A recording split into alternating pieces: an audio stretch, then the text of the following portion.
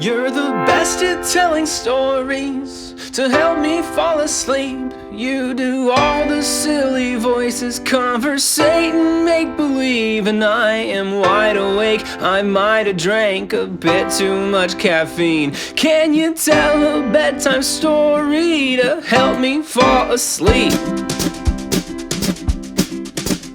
Okay, so two bickering bears are bumbling through the woods when they stumble upon a tent. And they can tell that there are two humans inside because it has a two human inside scent. Now these bears are cold and hungry as food prices have jumped across the hibernation, but they have a philosophical difference on how to approach this tense situation. Big Bear says, let's ambush them, come crashing through their flimsy little roof. Big bear hungry, big bear beefy, big bear seafood and want Small food. Bear says, why do you tackle every problem like a grizzly brute? Small bear angry, small bear tired, small bear about Because, well, yes, I see the merits of attacking by surprise. We'd get a meal, but I can't bear to crush their valuable supplies. Imagine waking up each day and catching the sunrise from this tent after we eat the chumps inside. But Big Bear isn't buying it because they don't have the dexterity to unzip the zipper, and if they wait for the humans to come outside, they might be armed, alarmed, and ready to shoot them quicker than the bears can react, and then they'll go from two rugged bears looking for a good home in the woods to looking like two bare rugs on the wood floor of a Home Goods.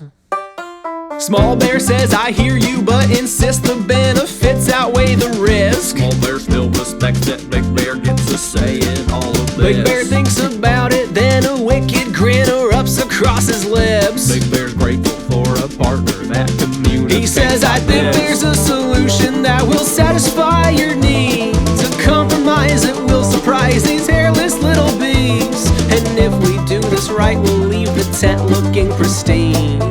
And we'll get our bed and breakfast, Bear B&B. Unacceptable, you're not gonna leave that in. I'm leaving it in. So Big Bear says the local gopher owes me a favor from every day when I don't eat him. So he can either reach in or dig his little feet in to dig up underneath them and sneak in, and he can unzip the screen, then we can both creep in while they are deep asleep. And come on, let's go for it, I'm sick and tired of scheming. So they overcame their bickering with simple compromise, and the bears began their buffet with some gopher on the side, and they lived happily ever after in their tent sat side by side.